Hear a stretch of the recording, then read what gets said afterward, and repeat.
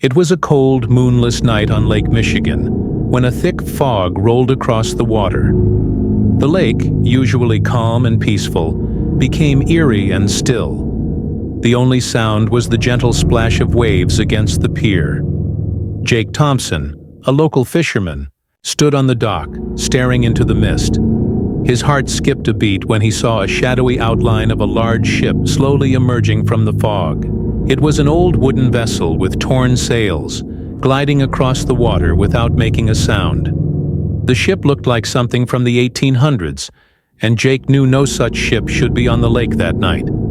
He rubbed his eyes, hoping the vision would disappear, but the ship remained, growing larger as it neared.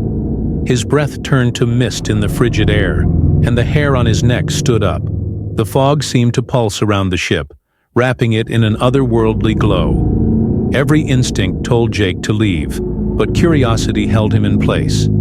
He stepped forward, gripping the wooden railing with numb fingers, heart pounding like a drum. The lake was whispering something just beyond the range of his hearing, and Jake couldn't shake the feeling that the ship had come for a reason. As the ship drifted closer, Jake could see figures standing along the deck. They wore old-fashioned sailor uniforms, their faces pale and hollow.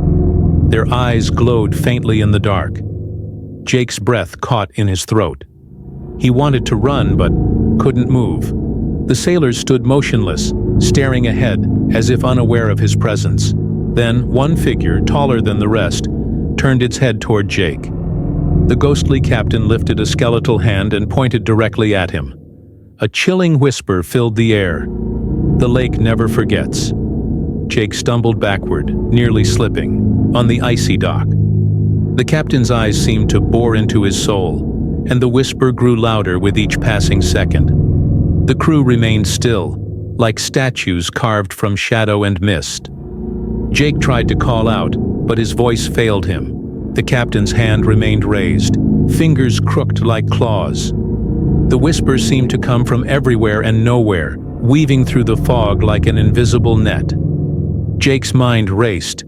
Why was the captain pointing at him? What did the message mean? The temperature plummeted as though the lake itself disapproved of his presence. The fog grew thicker as the whisper turned into a low, mournful wail. Jake backed away, his heart racing. The air became icy cold and the smell of rotting wood filled his nostrils. He stumbled back to his truck, turned the key with trembling fingers, and sped home. But the whisper followed him, seeping through the vents. The lake never forgets. Jake locked his doors, closed his windows, and sat awake the entire night. But the whisper never stopped. The sound drifted through the walls, through the floorboards, like water leaking into a sinking ship. He stuffed towels under the doors, turned on every light, and played the radio at full volume. Nothing helped. The whisper persisted, relentless and cold. Jake stared at the clock as the hours crawled by, dreading what the dawn might bring. Every shadow seemed to shift, and every creak of the house made his heart skip. He tried calling Sarah, his closest friend, but the line was filled with static. When the sun finally rose, the whisper faded, but Jake knew it would return. The next morning, Jake went to the local library. He searched old records for anything about ghost ships on Lake Michigan. He found an article from 1891 about the Emerald Wave, a cargo ship that vanished during a storm. The article mentioned that the crew of 13 men was never found, and the captain's last message was, "The lake will never forget our sacrifice." Jake's hands shook as he realized the ship he saw matched the description of the Emerald Wave. He read the article twice, hoping he'd made a mistake. The ship had been carrying rare artifacts recovered from an ancient wreck. Legends spoke of a cursed relic on board, said to bring eternal unrest to any who disturbed it. Jake's pulse quickened. He remembered the captain's skeletal face and that haunting whisper. The newspaper had one final line that sent chills down Jake's spine. Some say the Emerald Wave still sails the lake on foggy nights, searching for souls to share its eternal voyage.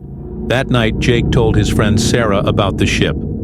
Sarah, a history teacher, was skeptical, but agreed to help him investigate. They drove back to the pier with a flashlight and voice recorder. The fog returned, thicker than before.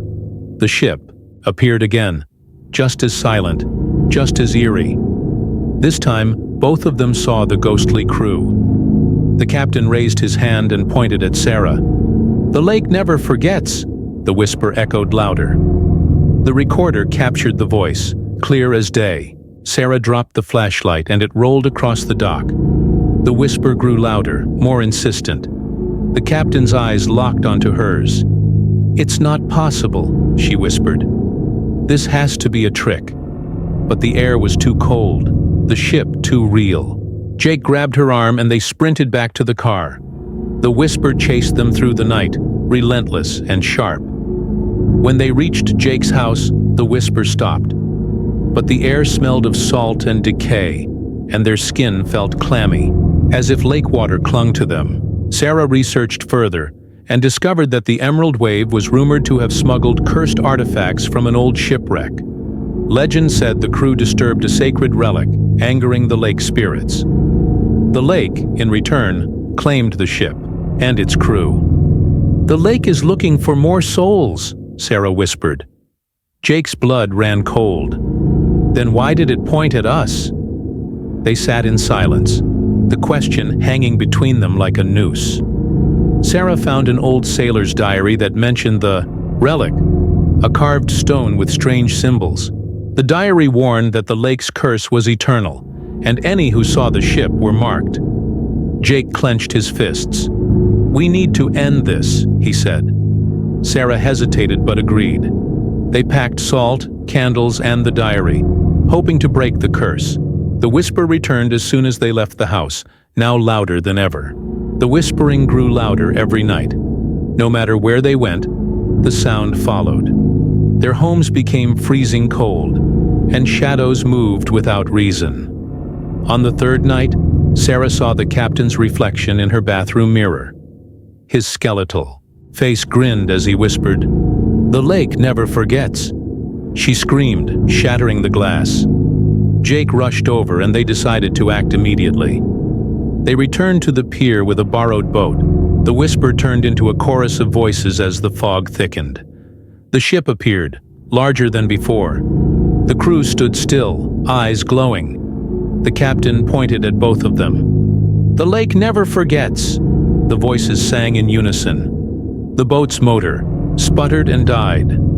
The water became mirror-like, showing the ship and its ghostly crew in perfect clarity. Jake steered toward the ship, jaw clenched. Sarah held the relic they had found in the diary's hiding place. "Let's finish this," she said. Jake and Sarah decided to return to the pier with an old compass, hoping to locate the source of the haunting. The compass needle spun wildly as the ship appeared once more. They followed the ghostly vessel in a small motorboat, guiding themselves deeper into the mist. After an hour, the ship stopped above a still black patch of water. Jake threw an anchor and leaned over the side. Beneath the surface, he saw rotting wooden beams and skeletal remains. The Emerald Wave had found its grave. The compass needle shattered, and the relic in Sarah's hands grew warm. "Now!" she shouted, tossing it into the water. The lake roared in response. The ship groaned, splintering as waves rose and pulled it downward. The ghostly crew wailed, eyes wide with terror. The captain's skeletal hand reached toward them as the ship sank. The whisper turned into a deafening scream, then silence. The fog evaporated, and the lake became still. The captain's voice echoed louder than ever. "The lake never forgets." The ship rose from the water, towering over them. The captain's hollow eyes locked onto Jake. "One must stay," the voice commanded. The water churned, pulling the boat toward the wreck. Jake and Sarah clung to the sides. Jake made a decision. He pushed Sarah toward the edge of the boat. "Jump!" he shouted.